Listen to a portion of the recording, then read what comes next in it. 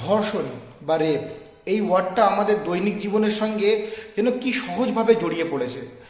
এই জিনিসটাকে আপনারা কি চোখে দেখেন জানি না, বাট আমার চোখে এই জিনিসটা মার্ডারের থেকে কিছু কম নয়। বিশেষ করে এই প্রেক্ষাপটে যেখানে আরজি করে এরকম একটা জঘন্য অপরাধ ঘটে যাওয়ার 9 মাসও কাটলো না, তারপরে একটা ল কলেজে একজন লয়ের স্টুডেন্ট 24 ইয়ার 24 বছর বয়সের একজন লয়ের স্টুডেন্টকে কলেজের মধ্যেই ধর্ষণ করা হলো। এবং যিনি ধর্ষণ করলেন তিনি কে? তিনি আলিপুর আদালতে প্র্যাকটিস করেন এমন একজন লয়ার। তিনি সেই কলেজের এক্স স্টুডেন্ট, এক্স তৃণমূল ছাত্র পরিষদের সভাপতি ছিলেন সেই কলেজের। নাম মনোজিৎ মিশ্র। তার সোশ্যাল মিডিয়া প্রোফাইল থেকে বোঝা যায় তিনি জনদরদি। তিনি মহিলাদের পড়াশোনার জন্য উদ্বুদ্ধ করেন, অর্থাৎ ওমেন এম্পাওয়ারমেন্ট করেন। তিনি একজন এমন নেতা, একজন এমন ব্যক্তিত্ব যিনি বাচ্চাদেরকে সরস্বতী পুজোতে বই গিফট করেন যাতে তারা পড়াশোনাতে আরও বেশি আগ্রহ পায়।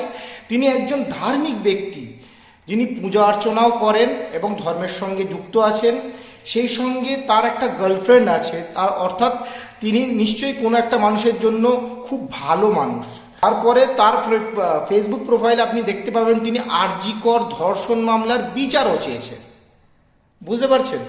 এই রকম একটা ব্যক্তি যিনি ধর্ষণের বিচার চাইছেন, যিনি বলছেন তফাৎ ছিল, তফাৎ আছে, অর্থাৎ আমার সঙ্গে বা আমাদের সঙ্গে ধর্ষকদের একটা তফাৎ আছে, সেই ব্যক্তিটাই হঠাৎ করে ধর্ষক হয়ে উঠলো, ধর্ষণ করে ফেললো। কারণ তিনি ওই মেয়েটাকে প্রপোজ করেছিলেন এবং মেয়েটা বলে আমার বয়ফ্রেন্ড আছে, আমি আপনার প্রপোজাল অ্যাকসেপ্ট করতে পারবো না। এবং তিনি যেহেতু একজন পাওয়ারফুল লিডার, এই রিজেকশনটা তার সহ্য হলো না। তিনি কি করলেন? তিনি আরও 2 সাগরিদকে নিলেন। সাগরিদকে নিয়ে সেই মহিলাটাকে মানে সেই মেয়েটাকে কলেজের মধ্যেই তার রেপ করলেন। এই যে সাগরিদ তার সঙ্গে আছে, তাদের মধ্যে দুজনের নাম হচ্ছে, একজন হচ্ছে জাহিদ আহমদ, সে এখনও কলেজে পড়ছে, সে এক স্টুডেন্ট নয়, এবং আরেকজন হচ্ছে প্রমিত মুখার্জি। প্রমিত মুখার্জি সঙ্গে ছিলেন এবং সেই কলেজের গার্ড পিনাকি ব্যানার্জি। এই টোটাল 4 জনের অ্যারেস্ট হয়েছে এই অবধি যতদূর জানা যাচ্ছে। তো কার উপরে মানুষ ভরসা করবে? ফেসবুক প্রোফাইলে একজন ধর্ষকও এসে লিখছে ধর্ষণের বিচার চাই। বুঝতে পারছেন কি অবস্থা? আমরা দেখেছি আরজি করের বিচার চাইয়ের যে মোমবাতি মিছিল বেরিয়েছিল, আমাদের গ্রাম বাংলায় এরকম অনেক মোমবাতি মিছিল বেরিয়েছিল, সেই মিছিল থেকে ফেরার পথে বান্ধবীকে রেপ করেছে, এই নিউজও আমরা দেখেছি। তো কোথায় আছি আমরা? কি হচ্ছে এটা? কাদের আন্ডারে রয়েছি? এরা কার? এরা মানুষ? নিজেকে মানুষ বলতেও আমার এখন লজ্জা পাচ্ছে। আইনের রক্ষকরাই আইনের ভক্ষক হয়ে উঠেছে, বেড়ায় গাছ খাওয়া শুরু করেছে। কোথায় যাবে মানুষ? কোথায় সেফ আমরা? কার কাছে বিচার চাইব?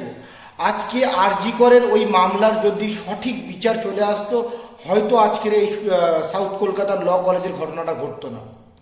ভালো থাকবে, ভালো রাখবে, আর এই সোসাইটির মধ্যে থাকা জন্তু জানোয়ারগুলো থেকে নিজের আত্মীয় স্বজন পরিবার পরিজনকে বাঁচিয়ে রাখার চেষ্টা করবে। কারণ এখন নিজের সেফটি নিজের হাতে চলে এসছে, কারণ রক্ষকরাই এখন ভক্ষক হয়ে বলেছে।